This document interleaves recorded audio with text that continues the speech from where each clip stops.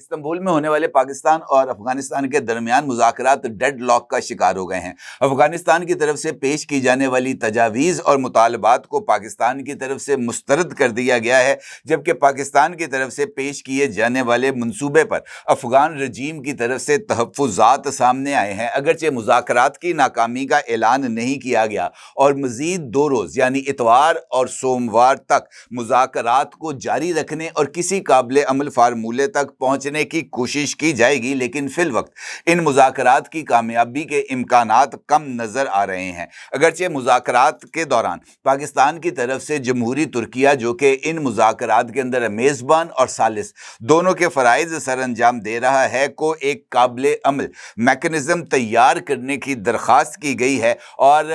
इस बात की इस्तदा भी की गई है कि एक ऐसा काबिल अमल फार्मूला तैयार किया जाए जो पाकिस्तान और अफगानिस्तान दोनों के लिए काबिल अमल हो। लेकिन देखना यह है कि तुर्की की तरफ से पेश किए जाने वाले मैकेनिज्म को अफगान रजीम कबूल करेगी या नहीं, और यही इस वक्त का एक अहम तरीन सवाल है। सवाल यह भी है कि पाकिस्तान की तरफ से पेश किए जाने वाले अमन मंसूबे के अंदर अहम नकात कौन से हैं और अफगानिस्तान को इन नकात के ऊपर एतराज़ात क्या हैं। अफगानिस्तान की तरफ से कौन सी तजावीज़ पेश की गई हैं और ख़ास तौर पर पाक अफगान सरहद, जिसको अफगानिस्तान ड्यूरेंट लाइन से ताबीर करते हुए एक फर्जी लकीर करार देता है, उस पर अफगानिस्तान का मौक़िफ़ क्या है और वो पाकिस्तान से इस हवाले से कौन सी फेवर हासिल करना चाहते हैं। अफगान तालिबान के लिए TTP से जान छुड़ाना मुश्किल क्यों है और वो ये जो TTP है यानी फितना अल ख़ारिज, उसके खिलाफ कार्रवाई करने से गुरेज़ां क्यों है। इस सूरत हाल पर बात करते हैं और इन तमाम सवालात के जवाबात तलाश करने की कोशिश करते हैं, क्योंकि यही इस वक्त का मेरे नज़दीक सबसे इम्पॉर्टेंट एस्पेक्ट है जो कि पाकिस्तान और अफगानिस्तान के दरमियान एक नई जंग या तवीलुल मुद्दत अमन का सबब बन सकता है। और इस हवाले से अफगानिस्तान की तरफ से मुस्बत रद्द अमल ही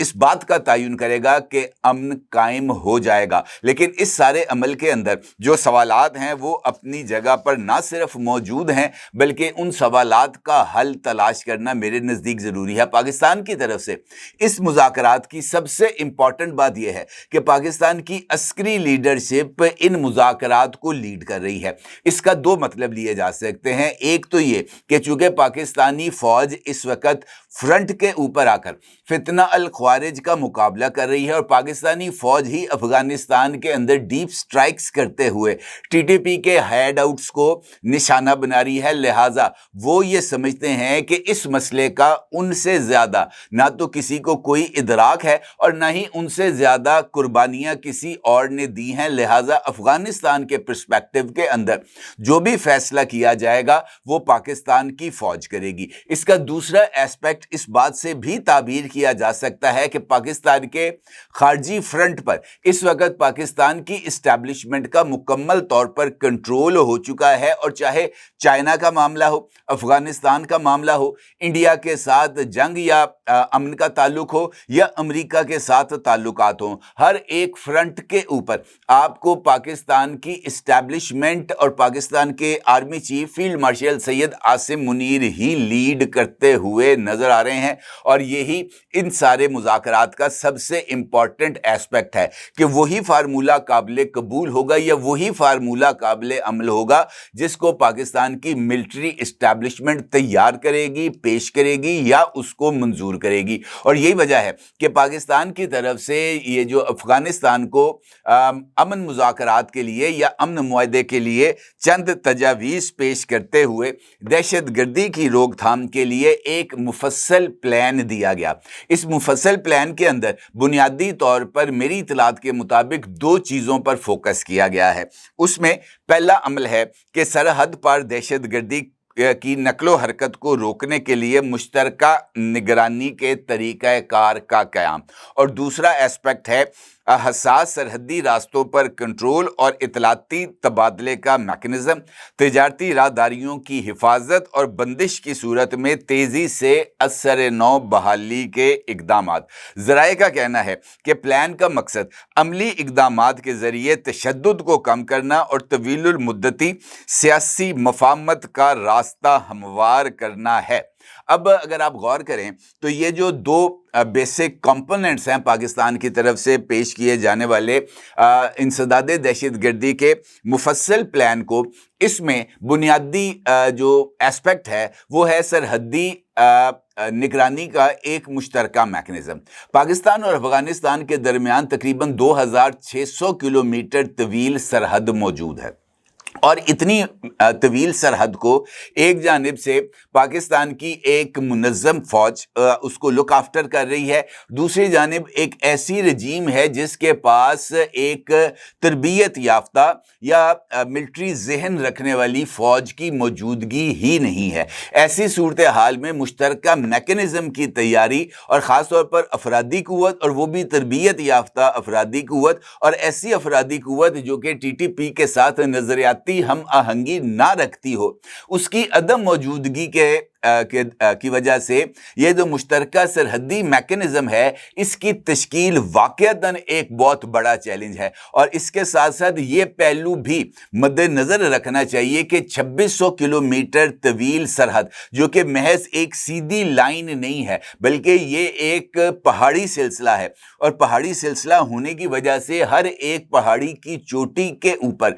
سرحدی چوکی قائم کرنا قطعی طور پر ممکن نہیں ہے، اور اس کے ساتھ ساتھ کئی چور راستے، غاریں اور درے بھی موجود ہیں جن کی موجودگی کے اندر دہشت گردوں کی آمد و رفت کو روکنا بہت ہی زیادہ مشکل عمل ہے۔ لیکن اس کے باوجود پاکستان کی طرف سے سرحدی میکنزم کو ڈیولپ کرنے کی خواہش کا اظہار اس بات کی طرف عکاسی کرتا ہے کہ پاکستان پائیدار امن کے لیے افغانستان کے ساتھ مل کر اور ان لیکیجز کو مد نظر رکھتے ہوئے آگے بڑھنے کو تیار ہے۔ اور اس کا دوسرا امپورٹنٹ ایسپیکٹ ہے انٹیلیجنس شیئرنگ، اور انٹیلیجنس شیئرنگ سے مطلب یہ نہیں ہے کہ افغانستان کی طرف سے فون کال آ جائے پاکستان کے ڈی جی ایم او کو یا پاکستان کے وزیر دفاع یا وزیر خارجہ کو کہ جناب ہمیں اطلاع ملی ہے کہ ایک تشکیل آ رہی ہے، اور اس تشکیل کو اب ہمارے پاس یہ اطلاع آتے ہوئے بھی 4 دن گزر چکے اور ہمیں نہیں پتا کہ یہ تشکیل اب بارڈر کراس کر گئی ہے یا نہیں کر گئی۔